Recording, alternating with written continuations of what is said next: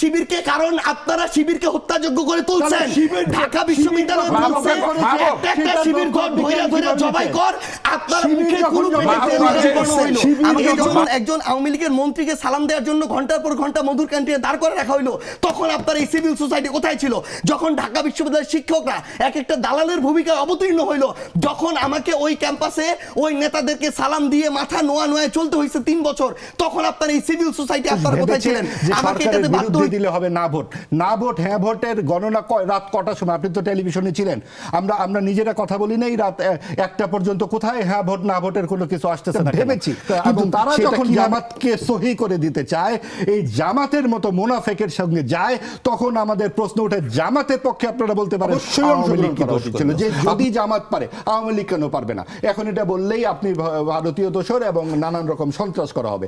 কিন্তু কথা হচ্ছে আওয়ামী লীগের দল হিসেবে বিচার হওয়া উচিত কিনা? জামাতের যেইভাবে বিচার হওয়া উচিত আওয়ামী লীগেরও সেইভাবে বিচার হওয়া উচিত। জামাত যদি মাহবুব আজিজ তিনি সাংবাদিক, লেখক, কলামিস্ট, আমি অবশ্য তাকে লেখক বলতেই বেশি পছন্দ করি। সাংবাদিকতা বা অন্যান্য বিষয়গুলি অনেক সময় মানে যেটা করতে হয় গ্রাসাচ্ছাদনের জন্য করতে হয়, কিন্তু মাহবুব আজিজ আসলে লেখক এবং লিখতে পারলেই আমার মনে হয় আমরা অনেকে খুশি হতাম, কিন্তু আমরা সেটা পারি না। এবং তার সঙ্গে আছেন একজন সে সুবক্তা সার্জিস আলম, মুখ্য সংগঠক উত্তরাঞ্চল এনসিপি। অনেক ব্যস্ত ছিল বলে টেলিভিশনে খুব একটা আসতো না, সারাক্ষণ সামনে 20-30টা ক্যামেরা এবং মাইক্রোফোন। আজকে আমরা সুযোগ পেয়েছি তাকে এখানে কিছু প্রশ্ন করার। এবং আপনারাও আছেন আমাদের সঙ্গে, ইউটিউবে আমাদেরকে দেখতে চাইলে দেখতে পাবেন @নেক্সাস টেলিভিশন লাইভ এই ঠিকানায়। আর যদি ফেসবুকে দেখতে চান তাহলে নেক্সাস টিভি ডিজিটাল বিডি। আমরা সার্জিসকে একটু সাসপেন্সেই রাখি, মাহবুব আজিজকে জিজ্ঞেস করি। আমরা দেখতে পাচ্ছি মাহবুব আজিজ যে এই 21শে ফেব্রুয়ারিকে ঘিরে ভাষা নিয়ে একটা তর্ক শুরু হয়েছে, ফুল দেয়া নিয়ে একটি বিতর্ক শুরু হয়েছে। ফুলের বিষয়টা হয়তো আমরা সার্জিসকে জিজ্ঞেস করবো একটু, কিন্তু ভাষার বিষয় আপনার কাছে জানতে চাই। ভাষা তো প্রবহমান নদীর মতো, এখানে শব্দ আসবে, শব্দ হারিয়ে যাবে, কিন্তু কিছু কিছু শব্দ রাজনৈতিকভাবে ব্যবহার হচ্ছে এরকম অভিযোগ এসেছে, যেমন ফয়সালা, বন্দোবস্ত, মীমাংসা, ওয়াদা। এখন আর বলছে না কেউ কথা দিলাম, বলছে ওয়াদা করলাম, এরকম আর কি। এবং তার মধ্যে ইনকিলাব, এরকম শব্দ আসছে এবং এই শব্দগুলিকে ঘিরে কেউ কেউ আপত্তি করেছেন যে এইগুলি আসলে রাজনীতির ভেতর দিয়ে একসময় যে সংস্কৃতিকে তমদ্দুন বলা হতো ওইরকম একটা জায়গায় নিয়ে যাওয়ার একটা প্রচ্ছন্ন চেষ্টা আছে। আপনার কি মনে হয় যে এই অভিযোগ কি সত্য? আর যদি সত্য হয়েই থাকে তাহলে হঠাৎ এটি কেন হচ্ছে? এটি তো গত 52 বছর আমরা দেখি নাই। ধন্যবাদ, শুভেচ্ছা সার্জিসকে, খুব প্রাণবন্ত উজ্জ্বল মুখ। হ্যাঁ অবশ্যই, এবং ভবিষ্যতের রাজনীতিতে আমাদের আরো গভীর ভূমিকা রাখবে বলে আমরা মনে করি। আমরা স্বপ্ন দেখি এই তরুণদের চোখে। দেখুন, যেই প্রসঙ্গটি আপনি তুললেন, ইনকিলাব জিন্দাবাদ, এটার ঘটনাটা কিন্তু জিন্দাবাদ তো পুরনো, কিন্তু ইনকিলাব জিন্দাবাদ এই শব্দটি এসেছে 1921 সালে।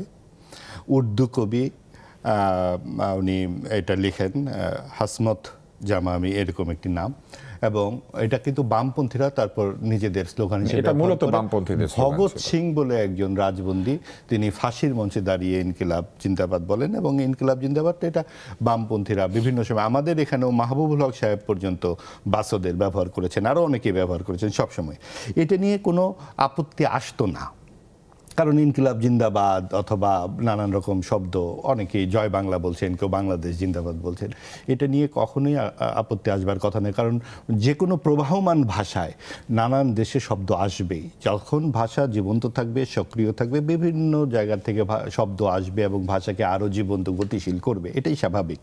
কিন্তু হঠাৎ করে কেন ইনকিলাব? এবং ওই রাতে কেন কারো মুখে আমরা আমার ভাইয়ের রক্তে রাঙানো 21শে ফেব্রুয়ারি শুনলাম না? আমরা তো জানি যে এটা লাইন ধরে যাবে সবাই এবং খালি পায়ে এই গান গাইতে গাইতে যাবে, এইভাবেই তো আমরা শৈশব দেখে এসেছি। লন্ডনের বাংলাদেশ দূতাবাসে আমরা দেখেছি যে ধর্মীয় সঙ্গীতও গাওয়া হচ্ছে। হ্যাঁ, এবং এখানে দেখা যাচ্ছে সেখানে জোরে জোরে ইনকিলাব জিন্দাবাদ, ইনকিলাব জিন্দাবাদ করা হচ্ছে। এবং এটা কেন? এবং আপনি খেয়াল করুন যখন আমরা আগস্টের 2 তারিখ 3 তারিখ সার্জি সবচেয়ে ভালো এখানে রাত সাক্ষী হতে পারে, 2 তারিখ 3 তারিখ 4 তারিখ যে গান আমরা শুনলাম, ধনধান্যে পুষ্পে ভরা, এবং সেটা লক্ষ লক্ষ মানুষের জীবদ্দশায় এর চেয়ে বড় দৃশ্য আমার বোধহয় আর দেখার সৌভাগ্য হবে না। লক্ষ লক্ষ মানুষ গান গাচ্ছে এবং চোখে পানি চলে আসছে, ভাইয়ের মায়ের এত স্নেহ কোথায় গেলে পাবো কেহ, মুক্তির মন্দির সোপান তলে কত প্রাণ হলো বলে। আমরা কিন্তু এই 18 মাসে এনসিপির কারো মুখে গানগুলা শুনি নাই, আমরা শুনেছি জান জবা। এনসিপি কে আলাদাভাবে বলতে পারেন বলতে হচ্ছে এই কারণে। আমি একটু শেষ শুধু করি এনসিপি না, কিন্তু তুষার ভাই আমি যেহেতু প্রশ্নটা করেছেন আমি পুরো প্রসঙ্গটা আমি আমার মতো করে শেষ করি। সেটা হচ্ছে যে এনসিপির যে গণ অভ্যুত্থানজয়ী ছাত্ররা তারাই একটা রাজনৈতিক দল করেছে এবং তারাই ওই গণ অভ্যুত্থানের একটা বড় চিত্র আমাদের সামনে বারবার নিয়ে এসছে। নতুন বন্দোবস্ত বলুন, রাজনৈতিক বন্দোবস্ত, ইনকিলাব জিন্দাবাদ, ইনকিলাব মঞ্চ হয়েছে, সব কিছু এগুলো এনসিপির ডালপালার মতো করেই আমরা দেখেছি, যারা আমরা তখনকার এবং পরবর্তীতে পর্যবেক্ষক বা বিভিন্নভাবে অংশীজন ছিলাম। এবং তারাও কিন্তু সেটা অস্বীকার করে না, তারাও বলে যে আমরা গণ অভ্যুত্থানের, এখনো যেই প্রশ্নগুলো আসবে সেখানে। কিন্তু আমরা 18 মাসে, ঠিক আছে আপনার কথা মতো এটাও আমি বলতে পারি, ঠিক আছে এনসিপি না হয়, কার মুখে আমরা শুনেছি সেই গানগুলো, কার মুখে আমরা শুনেছি যে তরুণদের মুখে শুনেছি, বয়োজ্যেষ্ঠ যারা ছিলেন গত 18 মাসে শুনি নাই, 18 মাসে শুনি নাই, কিন্তু আমি নিজেও কিন্তু এই গান গেয়েছি এই 18 মাসে তখন আপনি গান গাওয়ার কোনো মঞ্চ পাই নাই। আমরা মঞ্চ পেয়েছি ইনকিলাব জিন্দাবাদ, মঞ্চ পেয়েছি জবান, জান জবান, তারপরে কি আজাদি, এই সব শব্দ আমরা শুনেছি। এই শব্দগুলো এবং এইভাবে কিন্তু কোরাসে এতখানি এগিয়ে এসে বলার প্রত্যয়টা কিন্তু আমরা 24-এর ওই জুলাই আগস্টে দেখিনি। আমি ওই পার্থক্যটার কথা বলছি।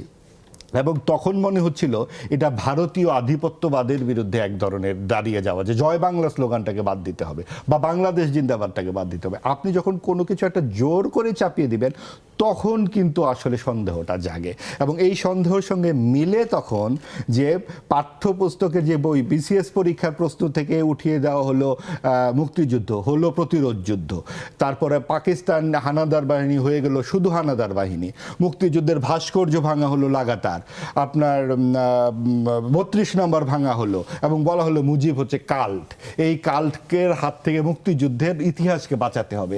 এই সব কিছু মিলিয়ে আমার মনে হয় যে এই যে ইতিহাসের অতীত যাত্রা এবং অতীতমুখী একটা অন্ধকার যাত্রার সাথে আমি এই শব্দগুলোকে মিলাতে চাই। এবং আমার কাছে মনে হয়, ব্যক্তিগতভাবে আমার মনে হয় যে একটা পর্দা সামনে, মঞ্চের বা থিয়েটারে আমরা যে পর্দা দেখি সেই পর্দার ভেতর থেকে কিন্তু অভিনেতারা বের হয়, গ্রিন রুম থেকে, আপনি জানবেন, আপনিও জানবেন। আমরা ইনকিলাব এবং আজাদি দেখেছি গ্রিন রুম থেকে বেরিয়ে আসা কিছু উচ্চারণ, আর গ্রিন রুমে আরো অনেক শব্দ এবং অনেক ঘটনা হয়তো ঘটছে, আমরা আগামীতে সেগুলো দেখব। সার্জিস, কিছু অভিযোগ এসেছে। একটি হচ্ছে যে ওই গানগুলি আর গাওয়া হচ্ছে না সেইভাবে, বরং এই গানগুলি যেখানে গাওয়া হতো, এটা আমার একটা প্রশ্ন, উদীচিতে আগুন দিয়েছে কে বা কারা, এবং সেটার কিন্তু তেমন কোনো বিচার বা তেমন কোনো প্রতিক্রিয়া, রাষ্ট্রীয় প্রতিক্রিয়া আমরা খুব একটা লক্ষ্য করি নাই। হ্যাঁ হয়েছে, খারাপ হয়েছে এরকম বলেছে, এবং পাশাপাশি কিছু কিছু শব্দ নিয়ে আপত্তি এসেছে। কিন্তু ওই সময় কিন্তু আমরা দেখেছি গ্রাফিটিতে শুধু বাংলা, আমরা ওই সময় গানগুলিতে দেখেছি শুধু বাংলা, এবং ধনধান্য তো সবাই গিয়েছে, মুক্তির মন্দির সোপানো তলে গিয়েছে, তারপরে কথা ক গিয়েছে, অনেকগুলি র্যাপ গান সেখানে হয়েছে, শোনো মহাজন গান হয়েছে, সেইখানে তো এই ধরনের শব্দ ছিল না। হঠাৎ এই শব্দগুলি আসলো কেন, বা এটা আসার পেছনে কি আসলে রাজনীতি আছে, নাকি এইটাই নতুন বাংলা, মানে বাংলা ভাষার নতুন যাত্রা? অসংখ্য ধন্যবাদ ভাই। আসলে প্রথমত হচ্ছে ভাষা এমন একটা জিনিস, ভাই যেটা বললেন এখানে আমি অনেকাংশে একাত্মতা ঘোষণা করতে চাই। আপনি বলেছেন ভাষা আসলে এটা তো কাউকে চাপিয়ে দেওয়া যায় না, বা চাপিয়ে দিলেও কেউ গ্রহণ করবে এটার নিশ্চয়তা কখনোই থাকে না। এটা তো একদম অন্তরে একটা নিয়ে নেওয়ার বিষয় এবং সেখান থেকে আসার বিষয় আসলে। আবার আরেকটা জিনিস হচ্ছে যে কেউ যদি কোনো একটা ভাষা বলতে বাধা দেয়, তার মানে যে ওই বাধাটা দিয়ে ভাষাটাকে আটকানো যায়, এটাও কোনোদিন সম্ভব না, বরং এটা মানুষের গ্রহণ করে নেওয়ার বিষয়। আমরা এই জুলাই অভ্যুত্থানের সময় আমি আমার জায়গা থেকে মনে হয় সবচেয়ে বেশি যে গানটা গেয়েছি সেটা হচ্ছে মুক্তির মন্দির সোপানো তলে।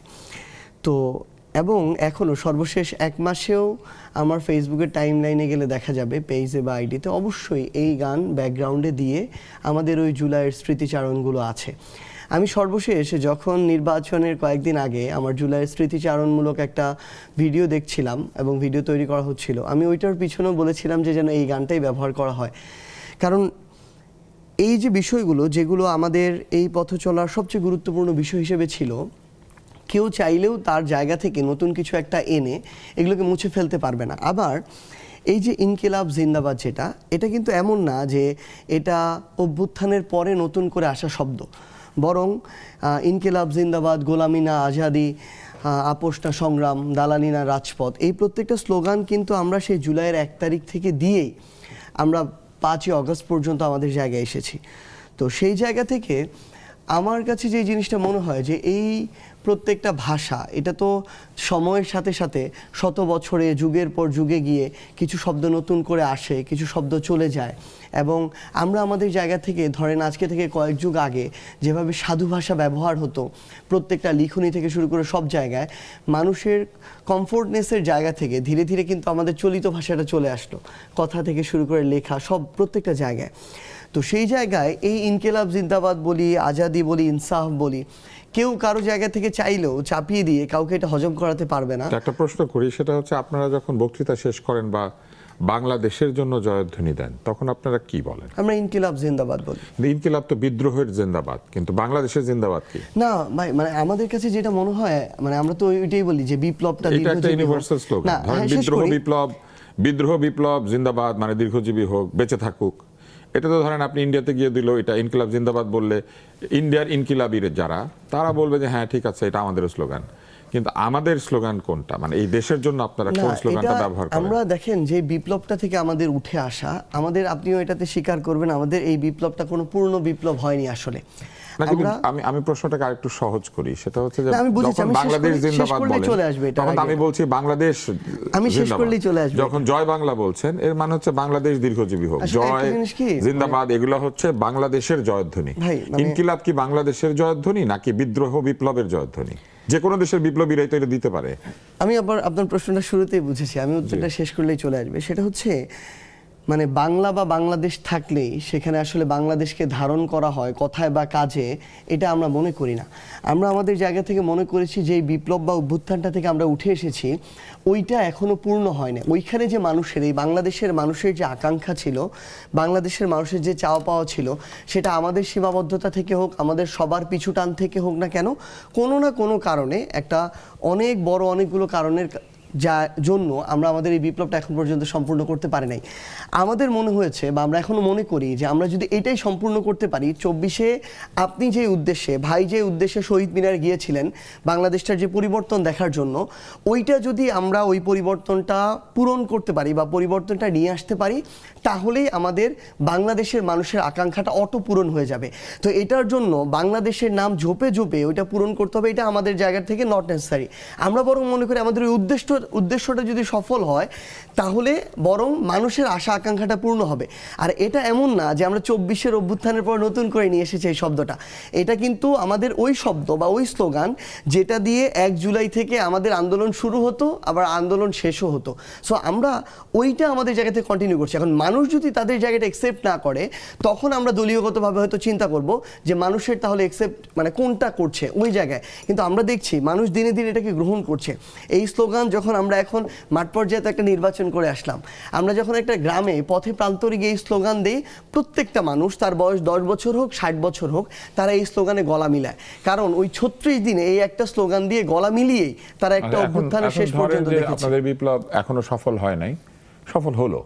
সফল হওয়ার পরে যখন বাংলাদেশ নতুনভাবে আপনারা রাষ্ট্র এবং বাংলাদেশকে বিনির্মাণ করবেন, যেটা আপনারা বলেছেন যে নতুন রিপাবলিক, নতুন বাংলাদেশ, তাহলে সেই বাংলাদেশের জয়ধ্বনিও কি ইনকিলাব জিন্দাবাদই থাকবে? না না, খুব স্বাভাবিকভাবেই যদি আমাদের সেই জায়গা থেকে মনে হয় যে আমাদের যে কাঙ্ক্ষিত বাংলাদেশ, এই বাংলাদেশ আমরা পেয়েছি, তাহলে সময়ের সাথে সাথে বাংলাদেশ তো এখনো আছে, এই বাংলাদেশের কোনো জয়ধ্বনি নাই। না, অবশ্যই এটার মধ্যেই তো জয়ধ্বনি। তাহলে আমাদের এই জুলাই যেটা ছিল ভাই, এই জুলাই তাহলে বাংলাদেশ কেন্দ্রিক কোনো জয়ধ্বনি ছিল না। ধরেন পাকিস্তানে গিয়েও যদি আমরা বলি, আফগানিস্তানে গিয়েও যদি বলি, শ্রীলঙ্কাতে গিয়েও যদি বলি, ভুটানেও যদি বলি, ইনকিলাব জিন্দাবাদ মানে ইনকিলাব জিন্দাবাদ। ইট ইজ লাইক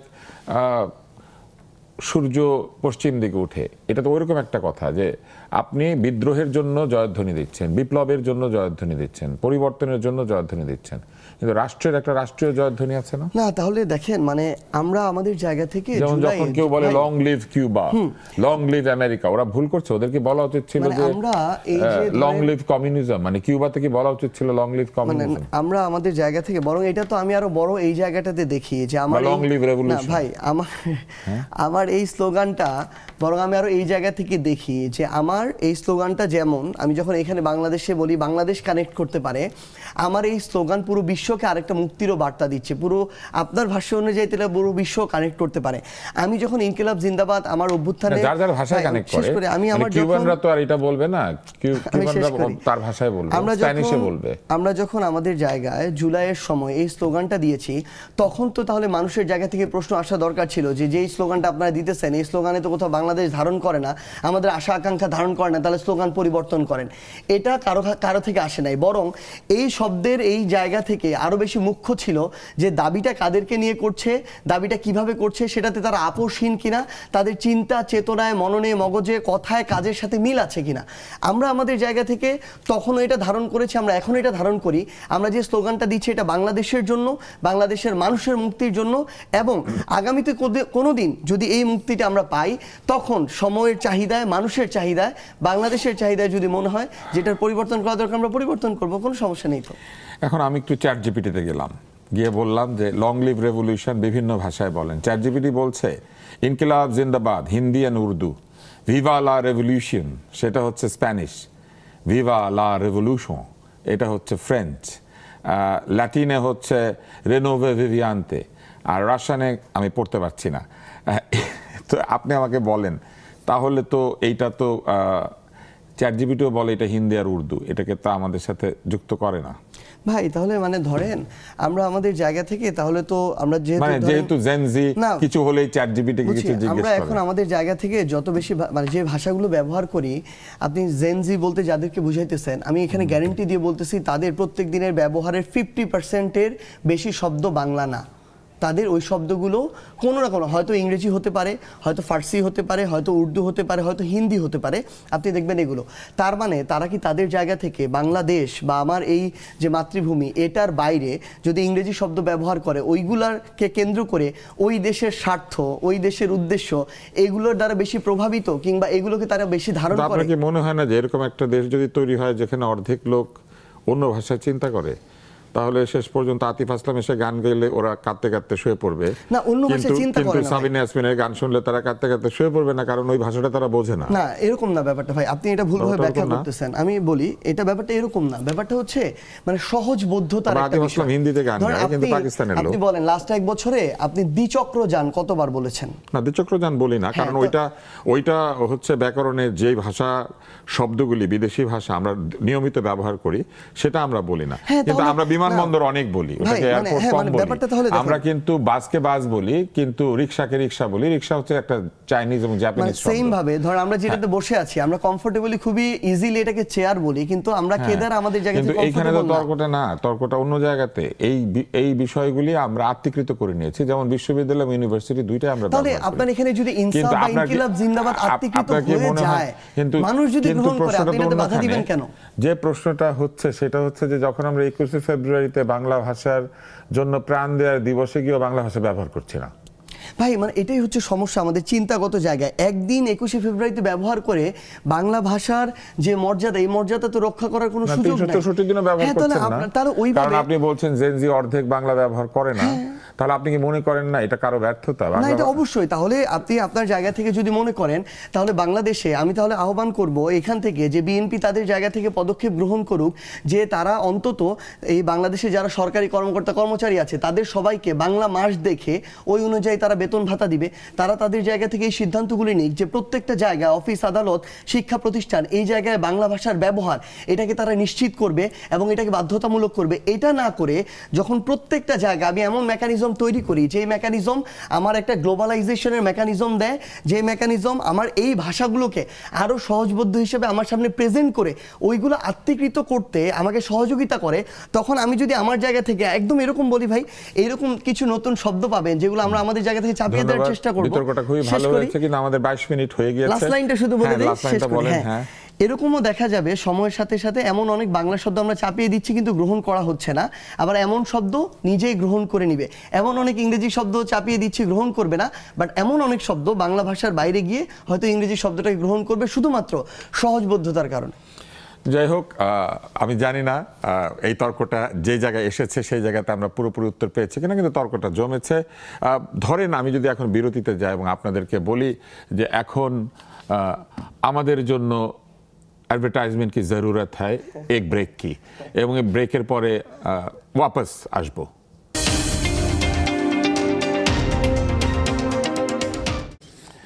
ওয়াপস এসেছি, আবার শুরু হচ্ছে চলমান। এটার হয়তো একটা অন্য ভাষার শব্দ আছে, থাকতেও পারে, আমি এখনো ভালো করে শিখে উঠতে পারি নাই। মাহবুব আজিজ, আপনি মনে হয় কিছু বলতে চাইছিলেন? জি, আমি ওই প্রসঙ্গে একটু সংক্ষেপে একটু বলতে চাই যে এই যে ভাষিক যে পরিস্থিতি নিয়ে আমরা আলাপ করলাম, এটা আসলে একটা ভাষিক বিশৃঙ্খলা এবং এটা নতুন নয়। এইটা এই 24-এর পরে এই 18 মাসে যে এই ঘটনাটি ঘটেছে তা নয়। আমরা যদি একটু পেছনে ফিরে তাকাই, 1963 সালে রবীন্দ্রসঙ্গীত নিষিদ্ধ হবার একটা চেষ্টা করা হয়েছিল এবং তখন বলা হয়েছিল বাংলা হচ্ছে ভারতীয় হিন্দুত্ববাদী ভাষা এবং সেইটাকে সহি করতে হবে, পবিত্র করতে হবে, এবং সেই কারণে উর্দু শব্দ সেখানে ঢুকিয়ে দেওয়া হয়েছিল। হ্যাঁ, অনেক ধরনের শব্দ। এবং তখন শামসুর রহমান একটা কবিতা লিখেছিলেন, বর্ণমালা আমার দুঃখিনী বর্ণমালা। সেখানে 3টি লাইন আছে, তোমার মুখের দিকে এখন যায় না তাকানো, এখন তোমাকে ঘিরে শ্যাকরার ঠুকঠাক খিস্তি খেউরের পৌষ মাস, বর্ণমালা আমার দুঃখিনী বর্ণমালা। এই খিস্তি খেউর কি আমরা এখন শুনিনি? গত 18 মাস আমরা শুনিনি। এই খিস্তি খেউরগুলো এখানে আমি উচ্চারণ করতে চাচ্ছি না। যে শব্দগুলো মঞ্চে বলা হয়েছে, তারা বলা হয়েছে এটা হলো স্বৈরাচারের বিরুদ্ধে এই সব উচ্চারণ। স্বৈরাচারকে কি আমরা আহ্লাদ করে কথা বলবো? তাহলে এই যে শব্দগুলো, স্বৈরাচারকে যখন এই গালিগুলো দেওয়া হলো, সেটা কিন্তু জুলাই আগস্ট দিতে হয়নি, তখন কণ্ঠে গান ছিল। তখন কে নারী কে পুরুষ সেই প্রশ্ন ওঠেনি। এই নারী পুরুষের বিভাজনটা শুরু হলো কিন্তু তারপরে এসে এই এনসিপি থেকে নারীরা দলে দলে পদত্যাগ করলেন, তারা চলে গেল জামায়াতের সাথে। এবং এই যে রাজনৈতিক একটা যোগসাজশের সাথেও ভাষার সম্পর্ক আছে। এবং আমরা বুঝতে পারি না যে এত প্রাণবন্ত তরুণদের দল কি করে একটা সাম্প্রদায়িক দলের সঙ্গে বিলীন হয়ে যায়।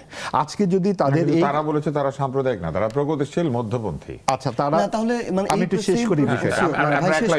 অবশ্যই। হ্যাঁ, মানে যখন এই জামাতি বিএনপি একসাথে জোট করে 2বার ক্ষমতা আসলো, তখন এই প্রশ্নটা বিএনপি কে কেন করা হয়নি, বিএনপি কেন সাম্প্রদায়িক ছিল, তখনও সমালোচনা হয়েছে।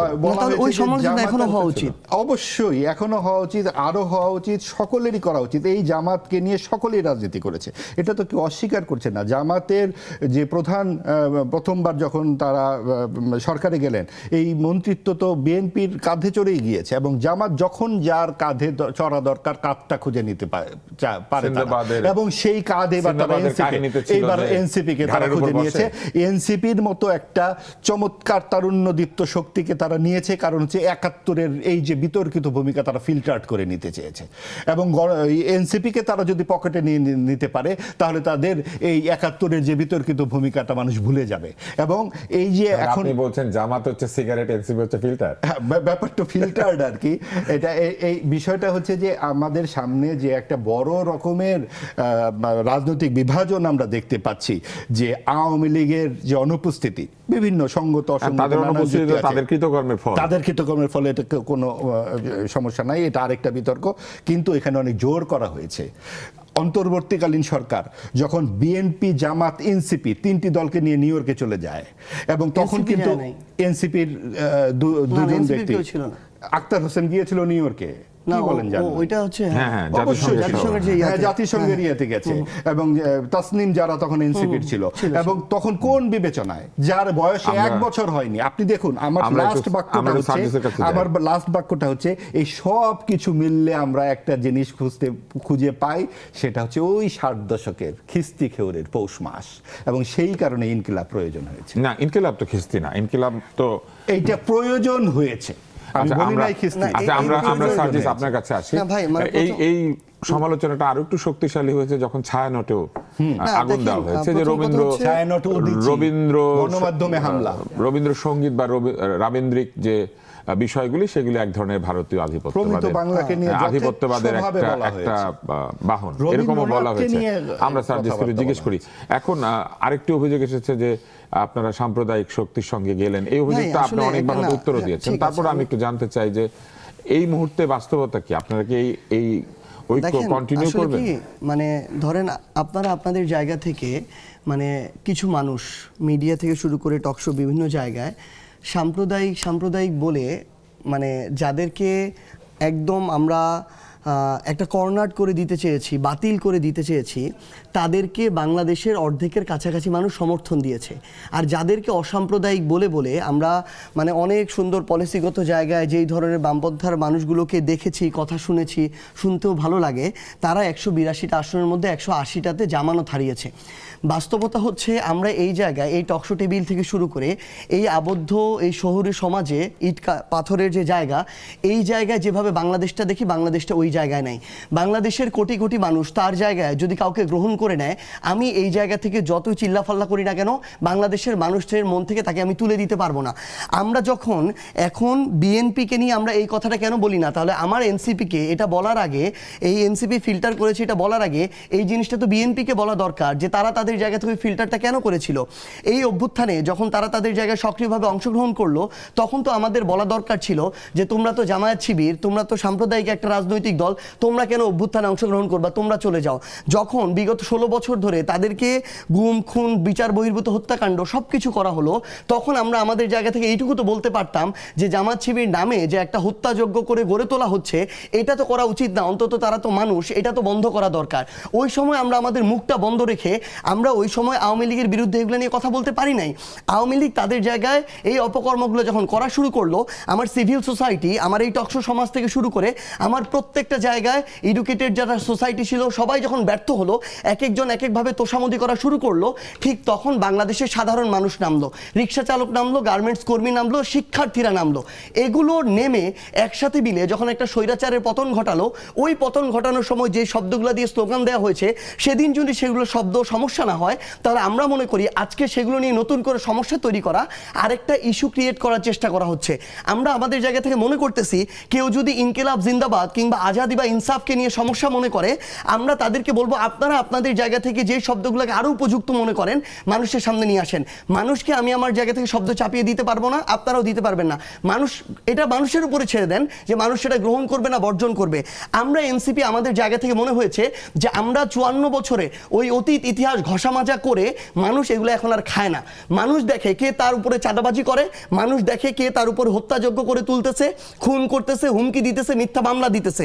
মানুষ দেখতেছে ওই লেগুনার একজন ড্রাইভার যখন চাঁদা দিতে চায় না, কোন দলের নেতাকর্মী এসে তাকে খুন করতেছে।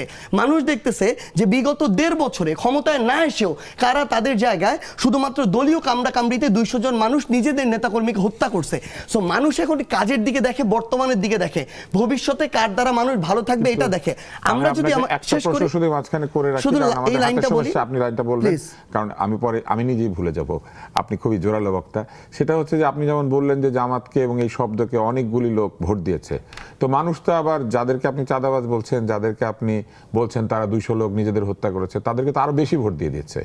তাহলে কোনটা আমরা গ্রহণ করব? না, তাহলে এটাই, মানে আপনি আপনার জায়গা থেকে ধরুন বাংলাদেশের একসাথে যেমন 40% মানুষকে বাদ দিতে পারবেন না, আবার আরেক সাথে 50% মানুষকে বাদ দিতে পারবেন না।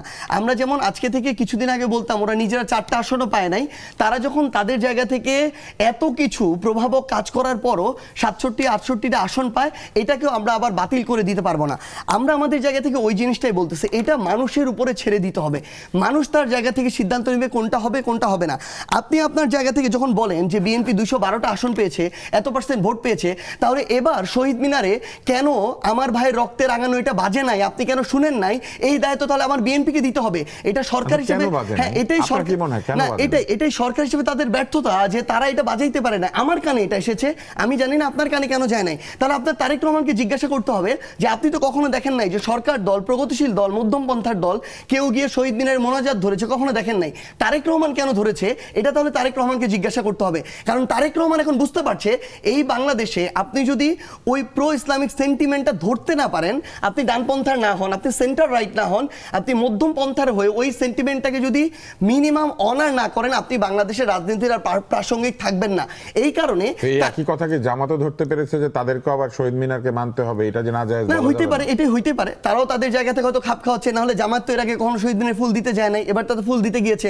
আবার আপনি দেখবেন জামায়াত এর আগে তাদের জায়গা থেকে এই পক্ষ ওই পক্ষের সেন্টিমেন্ট দেখছে আর ওই পক্ষ এই পক্ষের না, ওই sentiment সবাই দেখছে। কিছুটা মাঝামাঝি আসার চেষ্টা করছে। মানে জামাতকে আপনি যে ডানপন্থার সাম্প্রদায়িক দল বলবেন, আমি এখন ওই জায়গাটাতে দেখছি না, বরং জামাত আপনি দেখবেন ধীরে ধীরে সেন্টার রাইটে আসার চেষ্টা করছে। আবার এই জায়গায় বিএনপির আপনি দেখবেন একটা অংশ তাদের জায়গায় জমিয়তে উলামার মতো সংগঠনগুলোকে তাদের জোটে নেয়। আপনি দেখবেন হেফাজতকে তাদের পক্ষ দিয়ে বয়ান দেয়। আবার আপনি দেখবেন তারা তাদের জায়গায় বামপন্থার রাজনৈতিক দলগুলোকেও তাদের এখানে এসে প্রতিমন্ত্রী বানায়। তার মানে তারাও তাদের জায়গা থেকে ওইটুকু বুঝতে পারছে যে আমি যদি এখন ওই প্রো ইসলামিক সেন্টিমেন্টার অন্তত সম্মান না জানাই, আমি এই বাংলাদেশের রাজনীতিতে এবার টিকে গিয়েছে, আগামীতে প্রাসঙ্গিক থাকবো না। তো আমি আমার জায়গা থেকে শুধু এইটুকু বলতে পারি যে আমরা এখন কোনো একটা কিছু ন্যারেটিভ, সেটা 20, 30, 50 বছর আগে যদি ওইটা এখন চাপায় দিতে চাই, চাপায় দেওয়া সম্ভব না।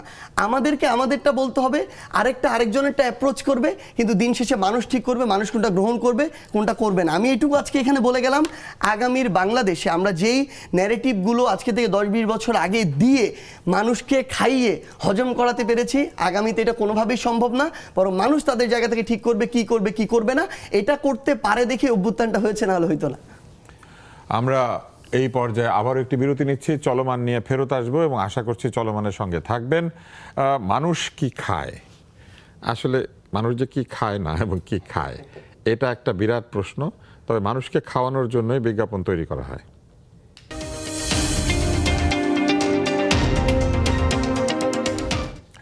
মানুষ কি খায় এই প্রশ্ন রেখে আমরা গিয়েছিলাম বিরতিতে। বিরতির পর ফিরে এসে আমার হাতে চায়ের কাপ। আমরা চা পান করি না, আমরা চা খাই এটা বলি, কিন্তু ব্যাকরণ বলে যে চা পান করার কথা, খাওয়ার কথা না। এবং এই কারণে আমি এই জায়গাতে আসছি। মাহবুব আজিজ, আপনি বলেন যে আমরা তো অনেক সময় ব্যাকরণে যা থাকে সেটা মানি না। তো এবং সুকুমার রায় তো লিখেছিলেন, হাঁস ছিল সজারু, ব্যাকরণ মানি না, হয়ে গেল হাঁস জারু, কেমন এটা জানি না। আমরা কিরকম বলতে পারি যে জিন্দাবাদ ইনকিলাব, হয়ে গেল কি জানি না। আসলে দেখুন, এগুলোতে অনেক আলাপ হলো। আরো আরেকটু ভেতরে যদি যাই, সেটা হচ্ছে যে এই যে জামাতে ইসলামীর প্রসঙ্গে সাজিদ সাহেব ছোট করে বললেন, বলতে হবে। খুবই ছোট করে বলছি, কিন্তু খুব গুরুত্বপূর্ণ প্রসঙ্গ তিনি বলেছেন যে মানুষ এগুলো আর খায় না, কারণ বামপন্থীরা জামানত সব বাজেয়াপ্ত হয়ে গেছে, দুজনের মাত্র জামানত ঠিক আছে। খুবই সত্য কথা, কিন্তু ভোটগুলা কোথায় কোথায় পেয়েছে জামাত? রংপুরের কুড়িগ্রাম, গাইবান্ধা জেলা, পুরো জেলা শুদ্ধ, সাতক্ষীরা, আর এইদিকে শহরের অঞ্চলের যেগুলো দরিদ্র এলাকাগুলো, তো এইভাবে ভোট একদম আপনি যদি এলাকা ভিত্তিক ভোট আমরা বাছাই করি, অর্থাৎ অন্য জায়গায় তো পেয়েছে, জিততে পারে না। পরিষ্কার, এটা পরিষ্কার। এগুলো যেমন সার্জিসও হেরেছেন, কিন্তু ভোট তো পেয়েছে। মার্জিনটা হলেও এগুলো জিতেছে তারা, ওইখানে তারা আসনগুলো পেয়েছে বেশি। এখন যে বিশ্বজুড়ে একটা জিনিস ঘটনা ঘটে গেছে, Syria, Iraq, Yemen, Libya, Pakistan, Afghanistan, সেখানে প্রত্যেকটা জায়গাতে আপনার গণতন্ত্রহীনতা, দুঃশাসন, অপশাসন, ধর্মীয় নানান রকম বিষয়বস্তুকে এইসবের সামনাসামনি মুখোমুখি দাঁড় করিয়ে দেওয়া হয়। মানুষের কর্মহীনতা, মানে কর্মশূন্যতা, সেটারও নিদান খুঁজে যে তোমার জন্য সামনে একটা পরকাল অপেক্ষা করছে। কাজে আমাদের এই জায়গাগুলো তো এই যে মানুষ কি খায় তাদেরকে এইগুলো খাওয়ানো হচ্ছে। এই ধর্মীয় যে রাজনীতি, আপনি দেখুন শরিয়া আইনের ব্যাপারে জামাত কি বলেছে। জামাত চলে গেছে আল জাজিরাতে যখন ইন্টারভিউ দিয়েছে, তারা বলেছে যে আমরা ধাপে ধাপে শরিয়া আইন জারি করব। আবার যখন তারা যুক্তরাষ্ট্রের সাথে কথা বলে বা মানবাধিকার সংস্থার সাথে কথা, তখন তারা বলে যে আমরা এখন আধুনিক হয়ে গেছি, আমরা প্রচলিত আইন করব। আবার বলে যে না, প্রচলিত আইন তো মাদকের মতো, আমরা এটা ধীরে ধীরে আমরা সরিয়ে আইন করব। অর্থাৎ যখন যেখানে প্রয়োজন। কিন্তু আমরা এটা জানি যে গত 70 বছরের মধ্যে জামাত এই সবচেয়ে বড় রেজাল্ট করেছে এইবার, সবচেয়ে তাদের পজিটিভ রেজাল্ট আসছে, এবং এই রেজাল্ট আসছে আওয়ামী লীগের অনুপস্থিতিতে। আপনি দেখুন, আওয়ামী লীগের নাম এখন বললেই বলা হবে যে ভারতীয় দোষর, কিন্তু আমাকে বলতে দিতে হবে জামাতকে এতখানি নিয়ে আপনারা হাইলাইটেড করে কথা বলতে পারেন, কিন্তু আওয়ামী লীগ নিয়ে কথা বলা যাবে না, কারণ তারা গণহত্যা করেছে। জামাত যদি 30 লক্ষ মানুষের হত্যা করবার পর এত এত ইতিবাচক কথা বলবার সুযোগ পায়, আওয়ামী লীগ 1500 থেকে 2000 মানুষ হত্যা করার পর তাদেরকে 3 কোটি 4 কোটি লোক মানুষ এখান থেকে সমুদ্রে ফেলে দিতে হবে? এবং এই অন্তর্বর্তীকালীন সরকার এই 3-4 কোটি মানুষকে সমাজের থেকে বের করে দিয়ে একটা শক্তিকে জোর করে এই ভোটের মধ্যে বড় শক্তি হিসেবে যুক্ত করেছে। এবং এইখানে অনেক বেশি যেটা হয়েছে, আওয়ামী লীগের ভোটে অংশগ্রহণ করা উচিত ছিল। আওয়ামী লীগের ভোটে অবশ্যই অংশগ্রহণ করা উচিত ছিল, যে যদি জামাত পারে আওয়ামী লীগ কেন পারবে না? এখন এটা বললেই আপনি ভারতীয় দোসর এবং নানান রকম সন্ত্রাস করা হবে। কিন্তু কথা হচ্ছে তাহলে আওয়ামী লীগের দল হিসেবে বিচার হওয়া উচিত কিনা? জামাতের যেইভাবে বিচার হওয়া উচিত, আওয়ামী লীগেরও সেইভাবে বিচার হওয়া উচিত। জামাত যদি 30 লক্ষ লোকের খুনের সঙ্গে জড়িত থেকে পুরো দেশ এবং জাতির বিরুদ্ধে দাঁড়িয়ে থেকে আজকে তারা মানুষ এখন খায় না অবস্থা এবং 72-এর করে নাই দেখে এই দায় আমরা এখন কেন বহন করব? আমাদের গত 54 বছরের প্রত্যেকটা দলের হাতে, প্রত্যেকটা রাজনৈতিক দলের হাতে রক্ত আছে, প্রত্যেকটা নিশ্চয়ই এই গণ আন্দোলনের মতো রক্ত নাই। এই গণ আন্দোলনে যেভাবে রক্তপাত হয়েছে সেভাবে তো নাই। মুক্তিযুদ্ধে কি এই আন্দোলনের চেয়ে কম ইয়েতে গেছে? এবং সেইখানে 16ই ডিসেম্বরের যে আত্মসমর্পণের দলিল, সেই দলিলের লাইনে কি লেখা আছে? পাকিস্তানি সেনা নৌ বিমান বাহিনীর পাশাপাশি সিভিল আর্ম ফোর্স এখানে আত্মসমর্পণ করলো। এই সিভিল আর্ম ফোর্স কারা? এই জামাতে ইসলামী। এই 16ই ডিসেম্বর আগে 14 ডিসেম্বরে বাড়ি বাড়ি থেকে বুদ্ধিজীবীদের ধরে নিয়ে গেছে কারা? এই জামাতে ইসলামীর ছাত্র সংগঠন, ছাত্র সংঘ। এই আলবদর আল শামস, এই আলবদর আল শামসের ভাই হচ্ছে শিবির। সেই শিবিরের লোকজন আটকা 24শে আগস্টের পরে বলতেছে আমরা গুপ্ত ছিলাম। এই তারা পরবর্তীতে ডাকসুর ভিপি হয়েছে। কাজে এই শিবিরের সাথে এই জামাত ইসলামের যে সম্পর্ক, এই সব কিছু মিলিয়ে আজকে বলা হচ্ছে মানুষ এগুলো খায় না। মানুষ কি খায়? রক্ষাটা খায়। মানুষ এই রাজনীতি খায়, ধর্মের রাজনীতি খায়। আমরা আসলে একটুখানি আমরা আবার বিষয়ে ফিরে আসার চেষ্টা করি।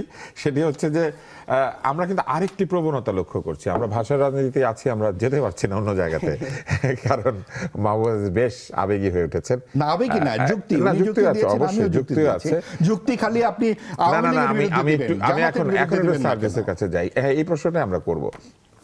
আমরা দেখছি যে ভাষার শুদ্ধতা রক্ষার প্রশ্ন যখন আসে, তখন বাংলা ভাষার শুদ্ধতা নিয়ে বলতে গেলেই আমরা শুনেছি যে না, এটা মানুষ তো এইভাবে বলছে না, মানুষ যেভাবে বলছে ওইভাবে বলতে হবে। এই রাবেন্দ্রিক ভাষা, এই নদীয়ার বাংলা, এই বাংলা আমরা বলবো না, এটা বলবো না, ওটা বলবো না, আমরা আমাদের মতো করে বাংলা বলবো। কিন্তু আমরা লক্ষ্য করছি যে নামাজ আমরা সবসময় বলেছি এটাকে সালাত বলতে হবে, কারণ নামাজ অশুদ্ধ, এটা অন্য ভাষা, এটা আরবি না। আমরা দেখছি রোজা আমরা বলবো না, আমরা সিয়াম বলবো, কারণ এটা আরবি।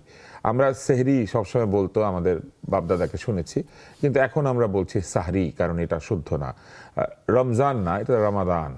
হ্যাঁ, অসুবিধা নাই। আসলেই শুদ্ধতা অশুদ্ধতার প্রশ্নে রমজান না, এটা রমাদান। কিন্তু প্রশ্নটা হচ্ছে নিজের ভাষার শুদ্ধতা নিয়ে চিন্তা নাই, কিন্তু রমজান না রামাদান এটা নিয়ে এত চিন্তা কেন?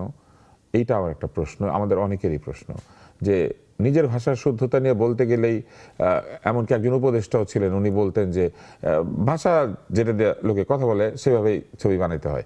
তো ভাষা যেটা দিয়ে লোকে কথা বলে ওইটা দিয়ে ছবি বানাইতে হইলে তো অনেকে তো এটাও বলবে যে তাহলে অন্য ভাষার শুদ্ধতা নিয়ে আমাদের এত চিন্তা কেন?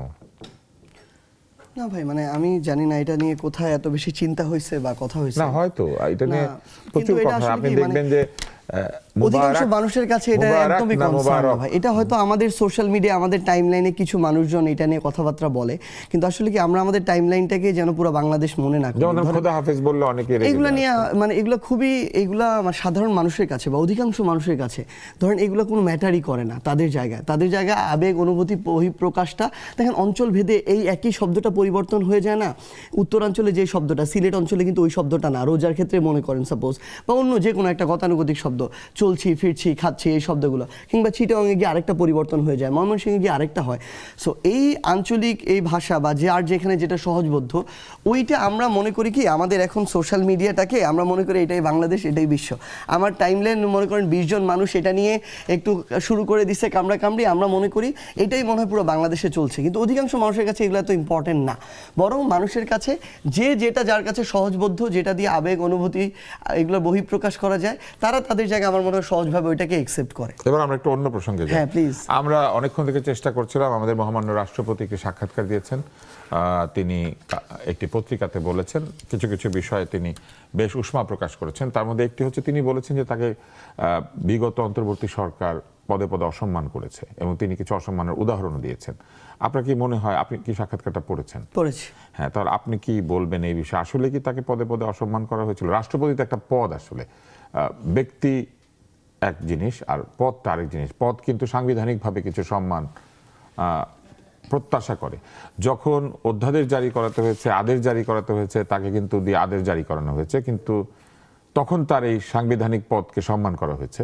কিন্তু যখন তাকে অসম্মান করা হচ্ছে, তখন সেই সাংবিধানিক পদটাকে সেইভাবে সম্মান করা হয় না। আপনি কি বলতে পারেন যে এই অভিযোগটাকে আসলেই সত্য, বা এটা সত্য? তো অবশ্যই উনি বলেছেন, কিন্তু এইটা কি আপনারা কিভাবে দেখেছেন দলীয়ভাবে? না, এই পুরো সাক্ষাৎকারটা পড়ে আসলে আমার কাছে অন্য একটা জিনিস বেশি গুরুত্বপূর্ণ মনে হয়েছে। এটা খুবই একটা মাইনর জিনিস যেটা নিয়ে কথা হচ্ছে, কিন্তু আরেকটা গুরুত্বপূর্ণ জিনিস যেটা, যে এই জুলাই অভ্যুত্থানের পরে আমাদের জায়গা থেকে যখন মনে হয়েছিল যে আমরা যদি বাংলাদেশের যে কাঠামোগত সংস্কার পরিবর্তন এই জায়গাগুলো নিয়ে কাজ করতে চাই সবার আগে, তাহলে এই বাংলাদেশের এই রাষ্ট্রীয় গুরুত্বপূর্ণ সাংবিধানিক পদটাতে যে মানুষটা বসে আছে সেও তো শেখ হাসিনার রেখে যাওয়া আরেকটা অংশ। এই অংশটাকে রেখে আমরা আমাদের এই সংস্কারের এই যে পথ, এই যে পরিবর্তনের পথ, এই পথে আমাদের যে চলাটা, এই চলাটা খুব কঠিন হয়ে যাবে। আমরা আমাদের জায়গা থেকে কয়েকবার এটার প্রচেষ্টাও নিয়েছিলাম যে এই পদে যে মানুষটা আছে সেই মানুষটাকে আমাদের এখান থেকে অবশ্যই সরাতে হবে, এবং এটার আমাদের এই সংস্কারটা প্রয়োজন। এই কাঠামোটাকে ঠিক করে আমাদের বাংলাদেশটা সামনের দিকে এগিয়ে নেওয়ার জন্য যে স্টেপটা নেওয়া দরকার সেটা নেওয়া প্রয়োজন। সেই জায়গায় বিরাজমান যে রাজনৈতিক দলগুলো ছিল যারা অভ্যুত্থানে অংশগ্রহণ করেছিল সামনের সারিতে থেকে, তাদেরকে নিয়ে বসে আপনি ওই সময় মনে করলে, চিন্তা করলে মনে করতে পারবেন যে আমরা আমাদের জায়গা থেকে, কিংবা প্রত্যেকটি রাজনৈতিক দল, একটা রাজনৈতিক দল আরেকটা রাজনৈতিক দলের সাথে এই বিষয়ে আলাপ আলোচনা হচ্ছিল যে কিভাবে আমরা এই অপসারণটা করতে পারি। কিন্তু আমরা তখন আমাদের জায়গা থেকে দেখেছি যে বিএনপি তাদের জায়গা থেকে প্রত্যক্ষভাবে না বললেও পরোক্ষভাবে তারা চুপচাপ থাকতো। এই বিষয়ে তারা কোনো স্টেপ নিত না। স্টেপ নিতে গেলে পিছন থেকে বিভিন্ন জায়গায় ফোন দিয়ে তারা পিছু টান তৈরি করতো। সেই জায়গায় আমাদের চুপ্পু সাহেব এবার এসে স্পষ্ট করলেন তার জায়গা থেকে যে বিএনপি আসলে তাকে ওই জায়গায় টিকিয়ে রাখার জন্য সবচেয়ে শতভাগ তাদের জায়গা থেকে নিষ্ঠার পরিচয় তারা দিয়েছে। তো এই কথাটাই বলেছে যে সাংবিধানিক ধারাবাহিকতা এবং সাংবিধানিক পদের যে ধারাবাহিকতা, এটার জন্য তারা সমর্থন দিয়েছে। ব্যক্তি রাষ্ট্রপতিকে না, পদের রাষ্ট্রপতি। তাহলে অভ্যুত্থান কোন সাংবিধানিক ধারাবাহিকতা? এই অন্তর্বর্তীকালীন সরকার কোন সাংবিধানিক ধারাবাহিকতা? এই 26-এর নির্বাচন কোন সাংবিধানিক ধারাবাহিকতা? না, তারেক রহমান জুলাই আদেশ সব তো রাষ্ট্রপতির বরাত দিয়ে ঘোষণা করা আমার হয়েছে। তাহলে প্রশ্ন ওইটাই, তাহলে তারেক রহমান তার জায়গা থেকে এই যে প্রধানমন্ত্রী হলো, এটা কোন সাংবিধানিক ধারাবাহিকতায় হলো? নির্বাচন তো 29 হওয়ার কথা ছিল। আমরা বরং আপনি যে জিনিসটা বললেন এইটাই আমাদের কথাটা ওই জায়গাতেই ভাই। এটা আসলে কি, মানে আমরা আমাদের জায়গা থেকে, এটা দুঃখজনক, এটা আমাদের এই দায় আমি স্বীকারও করি যে আমাদের এই অভ্যুত্থানটার পরে আমাদের জায়গা থেকে ওইটুকু ভূমিকা যেটুকু আমাদের পালন করা দরকার ছিল, যে স্টেপটা নেওয়া দরকার ছিল, আমাদের অভিজ্ঞতার ঘাটতির জায়গা থেকে বলেন কিংবা বিভিন্ন অসহযোগিতার কারণ থেকে বলেন, আমরা এগুলো করতে পারি নাই দেখে আজকে এই টকশো টেবিলে কিংবা কালের কণ্ঠর ওই সাক্ষাৎকারে কিংবা এই বিভিন্ন গুরুত্বপূর্ণ মিডিয়া হাউসের এখন টপিক হয়ে উঠেছে শেখ হাসিনার আমলের রাষ্ট্রপতির সাক্ষাৎকার। এটা আমাদের ব্যর্থতা। বরং তার জায়গা ওই জায়গায় হওয়া দরকার ছিল, শেখ হাসিনার জায়গায় তাকেও বিচারের আওতায় নিয়ে আসা দরকার ছিল। কারণ তিনিও ওই রাষ্ট্রপতির পদটাতে বসে, চেয়ারটাতে বসে শেখ হাসিনাকে, স্বৈরাচারী শেখ হাসিনা হতে সহযোগিতা করেছেন। উনি এককভাবে এটা হইতে পারে না, এটা একটা কাঠামো তাকে ওই সাপোর্টটা দিয়েছিল। তো আমরা বরং আমাদের জায়গা থেকে মনে করি এটাই আমাদের দুর্দশা, এটা আমাদের ব্যর্থতা, যে কারণে আজকে আমরা এই টপিকটা নিয়ে কথা বলতেছি। উনার এখানে সম্মানের প্রশ্ন কিভাবে আসে এই জায়গায়, বরং এটা তো এই প্রশ্ন আসা দরকার ছিল যে উনি এখনো কিভাবে এই পদটাতে থেকে এইভাবে আওয়ামী লীগের একজন এত গুরুত্বপূর্ণ পদে থাকার পরও উনি এখনো এইভাবে আছে। উনাকে তো বিচারের আওতায় নিয়ে আসা দরকার ছিল। বাংলাদেশে যেই মানুষগুলো এই অভ্যুত্থানে, এই গণহত্যার সাথে সরাসরি সম্পৃক্ত ছিল, সেই মানুষগুলোকে তো বিচারের আওতায় নিয়ে আসা দরকার ছিল। আমাদের যখন কথা বলার বিষয় হওয়া দরকার যে নির্বাচনের পর দিন থেকে, এই নির্বাচন ভাই একটু আগে বললো না, আমি এখানে একটা জিনিস অ্যাড করি, এই নির্বাচনে আওয়ামী লীগ অংশগ্রহণ করেন, এটা সম্পূর্ণ ভুল কথা। এই আওয়ামী লীগের শুধু আওয়ামী লীগের কিছু মাথা অংশগ্রহণ করে নাই, কিন্তু ওই মাথাগুলো নির্বাচন মেকানিজমে সরাসরি অংশগ্রহণ করেছে। আমি জানি না বিএনপির কেউ কারো জায়গা থেকে সরাসরি শেখ হাসিনা শুধু শেষ করি, আমরা আপনাকে এই পর্যায়ে ফেরত আসবো, আপনি এই লাইনটা শেষ করেন। হ্যাঁ, হ্যাঁ মানে আমার এখন মানে এটা আমরা জানি না যে বিএনপির একদম ঊর্ধ্বতন পর্যায়ের কেউ আওয়ামী লীগের ঊর্ধ্বতন পর্যায়ের মানুষদের সাথে বৈঠক করে এই নির্বাচনটা হয়েছে বিএনপি প্লাস আওয়ামী লীগের একটা সমন্বিত নির্বাচন, মাঠের ভোটও ওই কথাটাই বলে, না হলে কোনোদিন বিএনপি এককভাবে এই নির্বাচনে জয়ী হয়ে সরকার গঠন করতে পারতো না। আচ্ছা, এটা একটি বেশ গুরুত্বপূর্ণ কথা যে আওয়ামী লীগ থাকার কারণেই নাকি বিএনপি জিতেছে। আমরা জানি না এই কথা ঠিক কিনা, যারা দেখছেন তারা নিজেদের দিয়ে বিচার করতে পারেন যে এই কথাটা ঠিক অথবা ভুল। আমরা শুধু জানি যে এখন একটা বিরতি নিতে হবে এবং বিরতির পর চলমান ফিরে আসবে।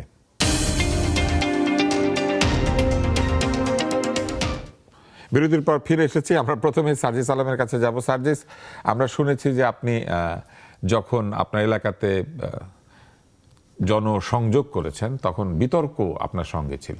আজকেও দেখছি যে সেই বিতর্কের ব্যাপারটি আপনি ভুলে যান নাই। অনেকে আপনার বিরুদ্ধে অভিযোগ করে যে একসময় তো আপনি ছাত্রলীগের সাথেও যুক্ত ছিলেন, তো তাহলে আপনিও একজন এনেবলার, এরকম কিন্তু বলে। আপনি নিশ্চয়ই দেখেছেন ফেসবুকে এসব সমালোচনা হয়। হ্যাঁ, মাঝে মাঝে আমরাও এটা নিয়ে প্রশ্ন করেছি বিভিন্ন শোতে। আপনি এটা নিয়ে পরে বলবেন, আগে আপনি যে আলোচনায় ছিলেন সেইটা বলেন। যে এই আমাদের প্রেসিডেন্ট কিন্তু বলেছেন যে তিনি কথা বলতে পারেন নাই, তার ছবি নামিয়ে ফেলা হচ্ছে, তাকে জানানো হয় নাই। সবচেয়ে গুরুতর অভিযোগ করেছেন যে প্রধান উপদেষ্টা বিদেশ যেতেন, চুক্তি স্বাক্ষর করতেন, নানান আলোচনা করতেন, নিয়ম অনুযায়ী প্রধান উপদেষ্টার একটা ফর্মাল ইনফরমেশন দেওয়ার কথা, তাকে অবহিত করার কথা রাষ্ট্রপতিকে, কিন্তু তিনি কখনোই সেটা করেন নাই। আপনারা কি এই যে এক ধরনের ব্যত্যয় হচ্ছে রুলস অফ প্রসিডিউরে, এইটাকে নিয়ে আপনারা কখনো ভাবেন নাই? আপনারা তো ওই সময় অত্যন্ত প্রভাবশালী ছিলেন, হয়তো এখনো আছেন প্রভাবশালী, যদিও আমার মনে হয় যে এত আসন নিয়ে বিএনপি গিয়েছে, প্রভাব হয়তো আপনাদের একটু কম হবে সরকারের উপরে। আপনি নিজেও একটা জায়গায় বলেছেন যে আগে স্বাধীনতার সাথে বহু জায়গাতে যেতে পেরেছেন, কথা বলতে পেরেছেন, আবার এটাও বলেছেন এত স্বাধীনতা দেওয়া ঠিক হয় নাই। হ্যাঁ, আমি হচ্ছে যেটা দিয়ে শেষ করেছিলাম ওইখান দিয়ে শুরু করি আর কি। মাঠের যেটা অবস্থা, বিএনপির এই যে নেতৃত্ব, হেভিওয়েট যারা আমরা যাদেরকে বলি, বড় বড় নেতৃত্ব যাকে পুরো দেশ চেনে, এই আমাদের বিএনপি নেতৃত্ব পর্যায়ে যারা আছেন তারা মাঠে গিয়েছেন নির্বাচনের 1-2 মাস আগে, অর্থাৎ তারা মাঠে গিয়েছে নভেম্বর ডিসেম্বরে। আর জামায়াত সহ এনসিপি সহ অন্যান্য রাজনৈতিক দল তারা কিন্তু মাঠে গিয়েছে বেশ আগে, কারণ আমাদের সংগঠন গড়তে হবে, তারা তাদের জায়গা থেকে নতুন করে রাজনীতি করার সুযোগ পেয়েছে। এ কারণে বিএনপি এবার মাঠে গিয়ে যখন দেখলো নির্বাচনের 2-3 মাস আগে যে তাদের মাঠের যে অবস্থা, রুট লেভেলের সাথে তাদের কানেকশন নাই, বিগত 1-1.5 বছরে অন্যান্য রাজনৈতিক দলগুলো সাধারণ মানুষের কাছে এর চেয়েও বেশি পৌঁছে গিয়েছে, তাদের মধ্যে একটা কমিটমেন্ট হয়েছে, বোঝাপড়া হয়েছে, ভাবের আদান প্রদান হয়েছে, সো ওই ভোটটা তারা আর পাবে না। তখন বিএনপির নেতৃস্থানীয় জায়গা থেকে তারা যেটা করেছে, আওয়ামী লীগের টপ লিডারদের সাথে কথা বলেছে, যারা বাংলাদেশে আত্মগোপনে আছে কিংবা দেশের বাইরে আত্মগোপনে আছে। আমি আমার আসনের উদাহরণ দিই। আমার আসনে আওয়ামী লীগের যিনি এমপি ছিলেন, ওই এমপির সাথে বিএনপির পদপ্রার্থী তাদের একটা সেট মানে বসা হয়েছে। ওই বসা থেকে আলোচনা থেকে তারা প্রত্যেকটা ইউনিয়ন, উপজেলা, জেলার আওয়ামী লীগের সভাপতি, সেক্রেটারির সাথে অনলাইনে বা অফলাইনে যে কোনোভাবে যারা আছে, যাদের সাথে যোগাযোগ করা সম্ভব হয়েছে, বসেছে। বসার পরে ওই ভোটটা নিয়ে তারা তাদের জায়গা থেকে ইলেকশনে ফাইট করেছে। এই জন্য এবার ইলেকশন করেছে এখানে BNP plus Awami League plus তাদেরকে যারা ক্ষমতায় দেখতে চায়, এই অংশটা একসাথে মিলে নির্বাচন করেছে। এটা যদি না করতো, শুধু এককভাবে যদি বিএনপি নির্বাচন করতো, বিএনপি কখনোই এবার সরকার গঠন করতে পারতো না।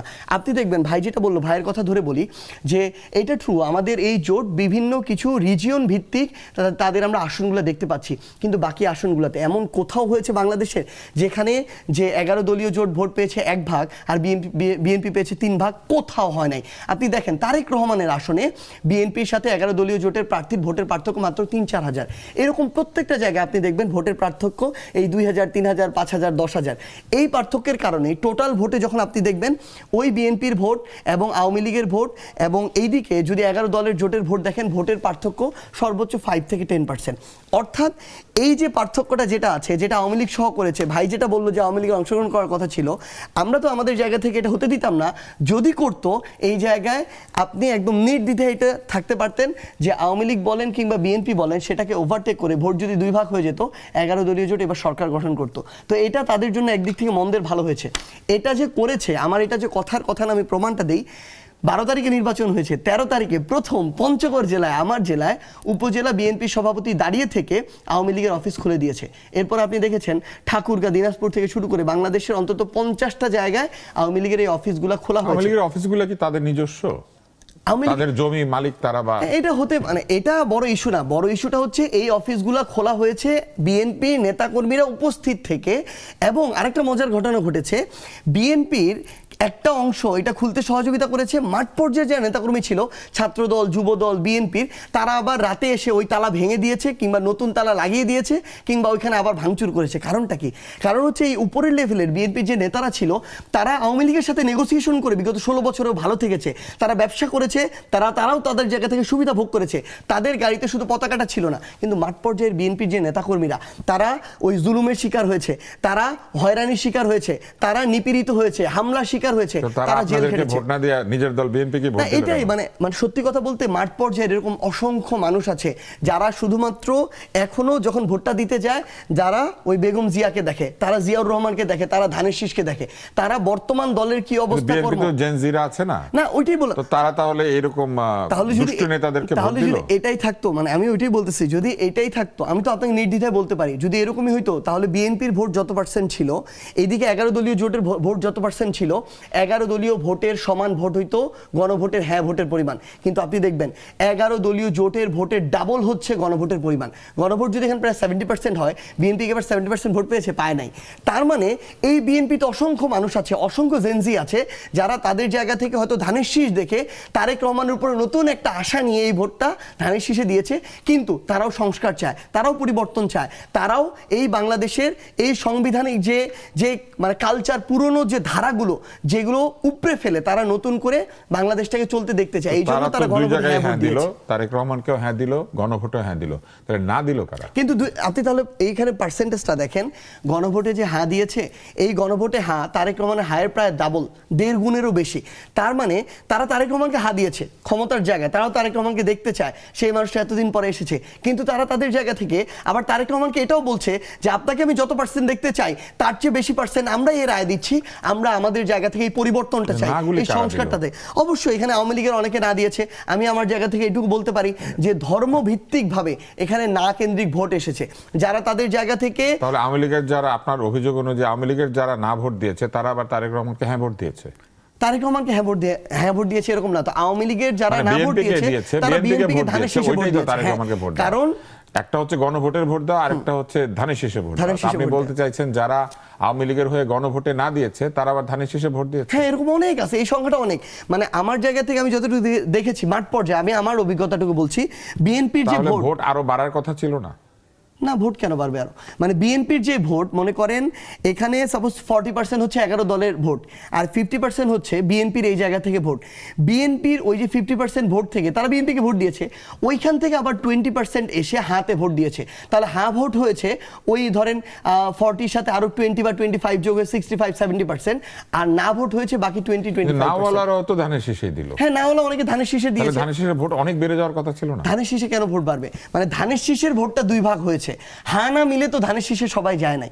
মানে হায়ের সবাই তো আর ধানের শীষে দেয় নাই, হায়ের অধিকাংশ তো এরকম অনেকেই আছে যারা এখানে ভোট দিয়েছে। মাঠ পর্যায়ে আরেকটা জিনিস ঘটেছে, বিএনপি কেন্দ্রীয়ভাবে শেষ পর্যন্ত তারেক রহমান পর্যন্ত কিন্তু হ্যাঁ ভোটের কথা বলেছে, কিন্তু মাঠ পর্যায়ে প্রত্যেকটা মানুষ, নেতা কর্মীরা, তাদের এটা ইন্টারনাল হয়তো মেসেজ ছিল, তারা আবার নায়ের পক্ষে ভোট দিয়েছে। তো এই জায়গা থেকে আলটিমেটলি যেই জিনিসটা হয়েছে যে মাঠ পর্যায়ে এখন বিশাল একটা বিএনপির মধ্যে অন্তর্দ্বন্দ্ব চলছে। আপনি আগামী 1 মাসের মধ্যে এটা রূপ দেখতে পাবেন। 1.5 বছরে যেমন বিএনপির মানুষকে বিভিন্ন কারণে 150 থেকে 200 খুন করেছে, আগামীতে 2-3 মাসের মধ্যে আপনি আপনার জায়গা থেকে বিএনপির আরেকটা এরকম বড় ধরনের বিশৃঙ্খলা দলীয়ভাবে দেখতে পাবেন। কারণ তাদের জায়গা থেকে তারা যেভাবে আওয়ামী লীগকে শেল্টার দিয়ে ফিরিয়ে আনার চেষ্টা করছে, অপরাধী নিরপরাধ কিছুই দেখছে না। যখন ওই আওয়ামী লীগের অপরাধীদেরকে বিএনপির মানুষজন মাঠে দেখতে পাবে, যাদের দ্বারা তারা 16 বছর নির্যাতিত ছিল, তখন বিএনপির দুই পক্ষের মধ্যে এই বিশৃঙ্খলা আবার নতুন করে শুরু হবে। আমরা বেশ একটি ভবিষ্যৎ সম্পর্কে একটা চিত্র পেলাম সার্জিসের কাছ থেকে। মাহবুব আজিজ, আপনার কাছে আসি। আমাদের হাতে বেশি সময় নাই, আপনার কথা অনুযায়ী আমরা শেষ অংশটা আপনার কাছে এসেছি। জি, যেটা হচ্ছে কি যে অনেক কথা তো শুনলাম, তো বলবার মতো তো অনেক কথাই ছিল, যে সময় দিলেন, সময় আছে, দিয়েছি। তো সেটা হচ্ছে যে এখনো 4 মিনিটের বেশি সময় পাবেন। যে প্লাস মাইনাস যে কথাগুলো শুনলাম ভোটের, মূল কথাটাই এখানে অনুপস্থিত। সরকারটি কার ছিল? সেই সরকার প্রধান কি বলেছিল যে তরুণরা শিক্ষামন্ত্রী হবে, তরুণরা এমপি হবে, সবই তো হলো। এই সরকারের ভূমিকাটা কি ছিল এই নির্বাচনে? কারণ যেই দলের কথা বলা হলো সে দল 4টি ফ্রন্ট খুলেছিল। 1 নম্বর ফ্রন্ট হচ্ছে সব ইসলামী ভোট এক বাক্সে আনা, সেটা হয়নি, ইসলামী আন্দোলন চলে গেল। 2 নম্বর ফ্রন্ট হচ্ছে যে এনসিপিকে সাথে নেওয়া, নিয়ে যে এনসিপি 125টি আসনে তারা প্রার্থী দিয়েছিল তাদেরকে 30টিতে নামিয়ে আনলো, যে এনসিপির সামনে অনেক সম্ভাবনা ছিল একটি আলাদা দল হিসেবে দাঁড়ানোর, একটা প্রগতিশীল দল হিসেবে দাঁড়ানোর, সেটিকেও তারা তাদের কবজায় নিয়ে নিল। 3 নাম্বার ফ্রন্ট হচ্ছে, হ্যাঁ 3 নাম্বার ফ্রন্ট হচ্ছে তারা পারবে না, আওয়ামী লীগ আসলেই পারবে না, সেটা আমরা দেখতে পাবো। কারণ তারা 2014 সালে যখন রাতের একক নির্বাচন হয়েছিল, 18 সালে নির্বাচন হয়েছিল, এই সমস্ত ছাত্র নেতাদেরকে আমরা একটি টু শব্দ করতে শুনিনি। তারা একটা কোটা বিরোধী, আমাকে আপনার সময় আমি কোনো কথা বলিনি, আমি ছাত্র আন্দোলনের বিষয়টা সম্পর্কে খুব ভালো জানি। আমি নিজে ছাত্র আন্দোলনের সঙ্গে জড়িত ছিলাম। 14, 18, 24-এর নির্বাচনের পর আওয়ামী লীগের এই ছল চাতুরের নির্বাচনের পর ছাত্ররা কোনো কথা বলেনি, কেউ কোনো, তারা বরং সে বঙ্গবন্ধুর নামে কীর্তন গেয়েছে তখন। তারপরে এই কোটা বিরোধী আন্দোলন করতে গিয়ে তারপরে তারা একটা আন্দোলন করেছে এবং অবশ্যই তারা সেখানে নেতৃত্ব ছিল, কিন্তু সেটা কিন্তু নির্বাচন বিরোধী আন্দোলন নয়। নির্বাচন যখন তারা ছলে বলে কৌশলে করলো, সেটার বিরুদ্ধে কেউ দাঁড়ায়নি। তখন সবাই তেল দিয়েছে, সব শ্রেণী পেশার মানুষ গিয়ে তেল দিয়েছে দেখেই এত বড় একটা কাঠামো তৈরি হতে পেরেছিল। সেখানে ছাত্ররাও ছিল, তখন তারা গিয়ে ছাত্রলীগে হেলমেট বাহিনী হয়েছে। এবং তারপরে যখন তারা এখন এসে সকল গণ অভ্যুত্থানের কৃতিত্ব তারা নিতে, তারা এটা হাইজ্যাক করতে চাচ্ছে। গণ অভ্যুত্থান কারো কোনো সাম্প্রদায়িক শক্তির নয়। বিএনপি সবচেয়ে বেশি বড় স্টেক হোল্ডার, 12 সাল থেকে তারা আন্দোলনে ছিল। 50 লক্ষ নেতাকর্মীর নামে বিএনপির মামলা ছিল এবং তারা বলছে যে বিএনপির ভোট নাই, আওয়ামী লীগ তাদেরকে পাশ করিয়েছে। তাহলে 4 থেকে 7% ভোট হচ্ছে জামাতে ইসলামের। সর্বশেষ গ্রাহ্য যে নির্বাচন 2008 সালে, সেই ভোট কি করে এইখানে 40%, 36% হয়ে যায়? ভোট দিয়েছে এনসিপির জন্য। তরুণরা কোথা থেকে ভোট দিল? তরুণরা দেশের ইতিহাস ঐতিহ্য জানে না, তারা কি মুক্তিযুদ্ধের ইতিহাস জানে না? এবার মুক্তিযুদ্ধ এবং ধর্মাশ্রয়ী রাজনীতি মুখোমুখি দাঁড়িয়ে গিয়েছিল। বাংলাদেশকে এই সাম্প্রদায়িক রাজনীতির করাল গ্রাস থেকে বাঁচানোর জন্য সরকারের বিরুদ্ধে নেমেছিল মানুষ, এবং সরকারের হ্যাঁ ভোট না ভোট মানুষ বুঝতো না। মানুষ ভেবেছে যে সরকারের বিরুদ্ধে দিলে হবে না ভোট। না ভোট হ্যাঁ ভোটের গণনা রাত কটার সময়? আপনি তো টেলিভিশনে ছিলেন, আমরা নিজেরা কথা বলি নাই রাত 1টা পর্যন্ত, কোথায় হ্যাঁ ভোট না ভোটের কোনো কিছু আসতেছে না কেন? এবং সেটা কিভাবে কি মিলানো হয়েছে এবং নানান জায়গায় ইঞ্জিনিয়ারিং হয়েছে, এবং অবশ্যই ইঞ্জিনিয়ারিং হয়েছে, সরকার সেটা করেছে। এবং আরেকটা ব্যাপার হচ্ছে আমি বলি সংসদ নির্বাচনে না পুরোটার মধ্যে নানান রকম ইঞ্জিনিয়ারিং হয়েছে, পুরোটার মধ্যে যাদের এজেন্ট নাই, যাদের এজেন্ট দিতে পারে না, সেই তারা এমপি হয়ে গেছে। এবং এটা অনেক তারা বলছে কি আওয়ামী লীগ নাকি কি বিএনপি তৃণমূলে যায়নি। ভাই 40-50 বছরের একজন রাজনৈতিক নেতা, তাদেরকে 1 বছর 2 বছর এখানে অনুপস্থিত থাকলেই এটা চলে যাবে। আপনাদের তো 1 বছর পূর্ণ হচ্ছে 26শে ফেব্রুয়ারি, 28শে ফেব্রুয়ারিতে 1 বছর পূর্ণ হচ্ছে। এরকম একটা রাজনৈতিক দল এইভাবে টেনে নিয়ে সরকার এই জায়গায় বসিয়েছে, কারণটা কি? কারণ তারা চেয়েছে গণ অভ্যুত্থানের কিছু প্রভাব থাকুক, সরকার বানাইতে পারত, এবং অবশ্যই চেষ্টা করেছে, তারা তো যথেষ্ট চেষ্টা করেছে।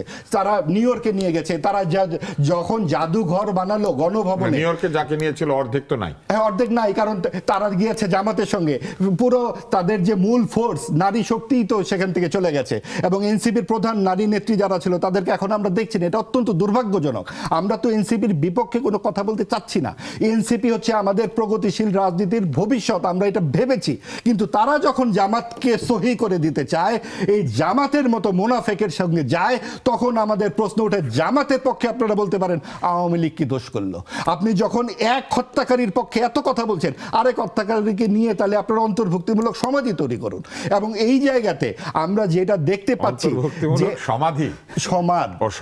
অন্তর্ভুক্তিমূলক সমাজ তৈরি করার কারণে, না অন্তর্ভুক্তিমূলক সমাজ করতে হলে তুষার ভাই এটা হাসি ঠাট্টার ব্যাপার নয়। তাহলে আওয়ামী লীগকে আপনি 1 বছরের মধ্যে কেন 50 বছর কোথায় দেয় না? আমি এমনি হাসি না, 50 বছর কোথায়?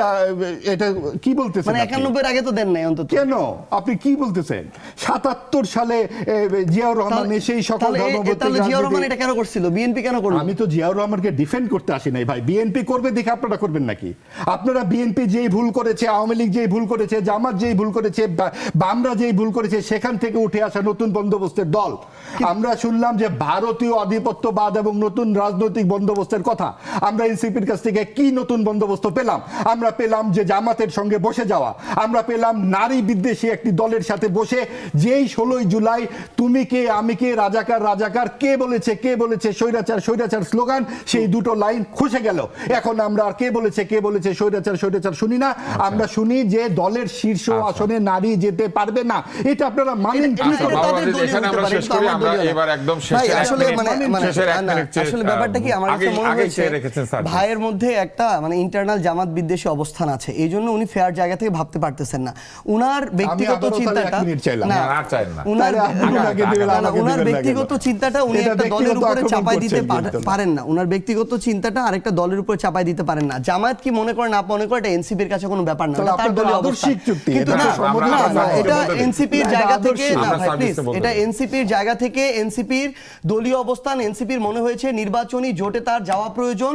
এনসিপির মনে হয়েছে এই না ভাই, এসব ফালতু কথা আপনি বলতে পারেন না। এই ধরনের ট্যাগিং রাজনীতি করে আওয়ামী লীগ অনেককে হত্যাযজ্ঞ গড়ে তুলছে। আপনি একটু আগে বলতেছেন যে আমরা ছাত্রলীগের দলে ছিলাম, হেলমেট ছিলাম, এখন আবার বলতেছেন না ভাই, আমি বলি এখন আবার বলতেছেন অধিকাংশ শিবির ছিলেন। তাহলে অধিকাংশ যদি শিবির আন্দোলন করে, এই আন্দোলনের ক্রেডিট আপনি তাকে দেন। আবার আপনি আমাকে এটা বলেন, আমি সার্জিস আলম, শেষ করে প্লিজ, আমি সার্জিস আলম 2017 সালে যেদিন ঢাকা বিশ্ববিদ্যালয়ে গেছি, ওই ঢাকা বিশ্ববিদ্যালয়কে যখন এইরকম ছাত্রলীগের আওয়ামী লীগের অধীনস্থ একটা ক্যাম্পাস বানায় রাখা হয়েছিল, আমাকে যখন গণরুমে প্রথম দিন গিয়ে উঠতে হইলো, তখন আপনারা কথাই ছিলেন। যখন না কোনোদিনও না, আপনি আমার কথা না শুনে আপনি বলতে পারেন না। আমাকে যখন গণরুমে থাকতে হইলো, গেস্ট রুম না, আমারটা শুনতে হবে, আপনার কথা সময় বলিনি। আমাকে যখন গণরুমে রাখছে, গেস্ট রুমে রাখছে, আমাকে যখন অত্যাচার করলো, নির্যাতন করলো, না শেষ করতে হবে ভাই। আপনি যখন পড়ছেন তখন এটা ছিল কিনা আমি জানি না। আমি যখন পড়ছি আমারটা বলতেছি। আমাকে যখন গেস্ট রুমে রাখা হইলো, প্রোগ্রাম করানো হইলো, আমাকে যখন একজন আওয়ামী লীগের মন্ত্রীকে সালাম দেওয়ার জন্য ঘন্টার পর ঘন্টা মধুর ক্যান্টিনে দাঁড় করে রাখা হইলো, তখন আপনার এই সিভিল সোসাইটি কোথায় ছিল? যখন ঢাকা বিশ্ববিদ্যালয়ের শিক্ষকরা এক একটা দালালের ভূমিকায় অবতীর্ণ হইলো, যখন আমাকে ওই ক্যাম্পাসে ওই নেতাদেরকে সালাম দিয়ে মাথা নোয়ায় চলতে হয়েছে 3 বছর, তখন আপনার এই সিভিল সোসাইটি আপনারা কোথায় ছিলেন? আমাকে এটাতে বাধ্য হইতে হয়েছে। এরপরে আমার জায়গা থেকে যখন সুযোগ হয়েছে, আমি মাথা উঁচু করে দাঁড়াইছি। ওই অভ্যুত্থানের সামনের সাইতে যখন 2টা ছেলে দাঁড়াইছিল, এর মধ্যে একটা ছেলে ছিল সার্জিস আলম। এই সার্জিস আলম দাঁড়াইছিল এইটা রিস্ক জেনে যে হয় সে বেঁচে থাকলে তার কোনোদিন সরকারি চাকরি হবে না, এটা জেনে দাঁড়াইছিল। সে যদি ওখানে বেঁচেও থাকে, ভাই শেষ করি, এইটাই তাহলে না, এইটাই আমি দাঁড়াইছিলাম, তো আমি সামনে দাঁড়াইছিলাম। আপনি আগের ওটা বলতেই পারেন না, আপনি আগের ওটা কোনোভাবে এই কারণে বলতে পারেন না, আমি দাঁড়াইছিলাম, আপনি দাঁড়ান নাই। এটাই আমি ওই ভাই, আমি ওই রিস্ক, আমি শেষ করি কথা বলতে যাবেন না, আমি শেষ করি। এটা তো হয় না, তো উনি একা কথা বলে যাবেন না, এটা প্লিজ আপনার সময় আমি বলি না, আপনারা আসেন কোথায়? না, আপনি আপনার জায়গায় করছেন, কিন্তু আমি আগে দাঁড়াইছি তো রাস্তায়। আপনি আপনার জায়গায় করেছেন, কিন্তু 18তে করেন, আপনি শুধু 24 এ, আমার 14তে বয়স কত যে আমি এটা করব? আপনি কিভাবে কথা বলেন? অংশগ্রহণ বলতেছেন না, বাবু সার্জিস শেষ করুন, সার্জিস শেষ করুন। ছাত্র রাজনীতির যে ব্যাপার, সেটা আমার যখন করার ছিল আমি করেছি। বাবু সার্জিস শেষ করুন, সার্জিস শেষ করুন, আমি শেষ করি, সার্জিস শেষ করুন ভাই প্লিজ। আপনার সাথে তর্কের কিছু না, তর্কের কিছু না, আপনারা ব্যর্থ হইছেন, আপনারা প্রবীণরা সবাই ব্যর্থ হইছেন। বাবু হইছে শিবিরকে, কারণ আপনারা শিবিরকে হত্যাযোগ্য করে তুলছেন। ঢাকা বিশ্ববিদ্যালয় বলছে একটা শিবির ঘর ধইরা ধইরা জবাই কর, আপনারা মুখে কোনো পেটে করছেন। শিবির যখন তাকে মুক্ত করতে হইছে, ভাই তাকে কথা বলতে দেন না, আমি তো আপনি বলতে দেন, আপনি বলতে দেন, আমাকে বলতে দিব আপনাকে। সে গুপ্ত থাকার পরেও তাকে ধরে ধরে পিটানো হইছে, তাকে খুন করা হইছে, হত্যা করা হইছে। একটা মানুষ শেষ পর্যন্ত যখন আপনারা কেউ তার পক্ষে দাঁড়ান নাই, যেই মনে করেন 25 বছরের ছেলেটা শিবির করে, ওই ছেলেটা তো তার আগের কোনো কিছুর সাথে সম্পর্ক নাই, তার তো বেঁচে থাকার অধিকার আছে, তার পরিবারের সাথে থাকার বাঁচার অধিকার আছে। তাকেও যখন শুধু একটা আদর্শভিত্তিক রাজনীতি করার কারণে হত্যাযোগ্য করা হয়েছে, সে গুপ্ত হয়ে গেছে। এই গুপ্ত হওয়ার কারণে আপনি যদি তাকে এখন দায় দেন, এই দায় আপনারও নিতে হবে। সে কেন গুপ্ত হইতে হইলো। আর আমার কথা যদি বলেন, আমি শেষ করে না, দিই, please। আমরা শেষ করি। আমার হ্যাঁ, লাইনটা শেষ করে এখন দিই। শেষ করেন, এখন না, শেষ আমার করেন, লাইনটা কারণ আমি আমাদের শুধু অনুষ্ঠান শেষ শেষ করতে হবে। ভাই, মানে দিন শেষে আমরা একটা 5 মিনিট বেশি বলেছি। দিন শেষে শুধু একটা জিনিস আমাকে মনে 1 রাখতে মিনিট হবে দিয়ে- ভাই, দিন শেষে শুধু একটা জিনিস আপনি অবশ্যই ভাইকে দিবেন। দিন শেষে শুধু একটা জিনিস মনে রাখতে হবে, যেটা হচ্ছে আমরা পুরো প্রেক্ষাপটটা না জেনে ব্যক্তিগত চিন্তা কারো উপরে চাপিয়ে দিতে পারি না। এনসিপির রাজনীতি করবে, এনসিপি নির্বাচনের প্রয়োজনে সেটা করেছে, নির্বাচন শেষ হয়েছে। এখন এনসিপির যেটা বাংলাদেশের স্বার্থে, জনগণের স্বার্থে, দলকে সামনের দিকে এগিয়ে নিয়ে যাওয়ার জন্য যেটা যৌক্তিক মনে হবে, এনসিপি তার জায়গা থেকে ওইটা করবে। এবং আমরা শুধু এইটুকু স্পষ্ট করে বলি, আমরা এখনো এটা মনে করি যে মুক্তিযুদ্ধই আমাদের ভিত্তি এবং 24 হচ্ছে আমাদের নতুন করে আমাদের একটা পুনর্জন্ম। এই ভিত্তিটাকে মেনে আমরা আমাদের এই 24-এর আকাঙ্ক্ষাটা ধরে সামনের দিকে চলবো। জনগণ যদি আমাদেরকে মনে করে প্রাসঙ্গিক, আমরা প্রাসঙ্গিক থাকবো। জনগণ যদি মনে করে প্রাসঙ্গিক না, আমরা প্রাসঙ্গিক থাকবো না। কিন্তু কেউ যদি কোনো কিছু চাপিয়ে দিয়ে সেটা আপনারা ব্লেম মানবেন গেম না। খেলে মানুষকে বিভিন্ন ভাবে সেটা আপনারা তার মানবেন চিন্তাটা না। চাপিয়ে দেওয়ার আমাদের চেষ্টা হাতে করে, আর সময় এটা নাই। টিকবে না। সার্জিস, আর সময় নাই। আচ্ছা। মাহবুব আজিজ 30 সেকেন্ড পাবেন এক্স্যাক্টলি, তারপর আপনি যদি কথা বলেন আমি বন্ধ করে দেব। আপনি দেখেন, আপনি কথাই বলতে দিলেন না। আমি আপনাকে এই যে অনেক কথা বলতে দিয়েছি। এইভাবে আদর্শবাদী রাজনীতি তাহলে থাকে না। আদর্শের জন্য মানুষকে অনেক যুদ্ধ করতে হয়, অনেক লড়াই করতে হয়। এবং আমরা যে এই শিবিরের ছাত্রদের জন্য কখনো কিছু বলিনি, এটা হতে পারে না। আমাদের গণমাধ্যম থেকে শুরু করে ব্যক্তিগত পর্যায়ে আমরা সব সময় দল ও মত নির্বিশেষে সকলের মতামত প্রকাশের পক্ষে থাকি, এখনো আছি। চাপিয়ে দেবার যে রাজনীতির কথা সার্জিজ বললেন, আমরা অবশ্যই চাপিয়ে দেবার রাজনীতির বিরুদ্ধে বলেই এই কথাগুলো বলছি। চাপিয়ে দেওয়া যাবে না, এবং এইভাবে জামাতের পক্ষে চাপিয়ে দেওয়া যাবে না বাংলাদেশের মানুষকে। সাম্প্রদায়িক রাজনীতির বিরুদ্ধেই অর্থাৎ বাংলাদেশে কেউই জন্ম কাউকে হয়েছিল। চাপিয়ে দিতে পারবে না। 71 সালের উনি বললেন 71-এর মুক্তিযুদ্ধের চেতনায় 24 হয়েছে। মুক্তিযুদ্ধের প্রধান চেতনা ধর্মনিরপেক্ষতা, এবং এই ধর্মনিরপেক্ষতা সমাজতান্ত্রিক যে আদর্শ, সেই আদর্শ থেকেই বিপরীতমুখী জনগণ তাদেরকে boycott করবে পাকিস্তানে যাওয়ার জন্য, হ্যাঁ জনগণ, তাহলে 71-কে মুক্তিযুদ্ধের কথা বলা যাবে না, কারণ মুক্তিযুদ্ধের প্রধান আদর্শকেই আপনারা মানেন না। ধন্যবাদ, তাহলে ধন্যবাদ, আমরা কিভাবে মানি ভাই, মুক্তিযুদ্ধের কথা ধন্যবাদ, বলবো? ধন্যবাদ মাহবুব আজিজ, মানি। ধন্যবাদ সার্জিস আলম, অনেক ধন্যবাদ আপনাকে। আবারও মাহবুব আজিজকে ধন্যবাদ। আমি 3-4 বার ধন্যবাদ দিয়েছি, কারণ আর কোনো উপায় নাই, আমাকে ধন্যবাদ বলে আজকে বিদায় নিতে হবে। কোনো কথা বলবো না। আগামীকাল চলমান আছে, দেখবেন। তবে আগামীকাল আমি থাকবো না, অন্য উপস্থাপক থাকবেন। ফিরে আসবো আবার বৃহস্পতিবারে আমি, এবং এর মাঝখানে 2 দিন আমাদের অন্য উপস্থাপক এটি উপস্থাপনা করবেন। আমরা সবাই মিলে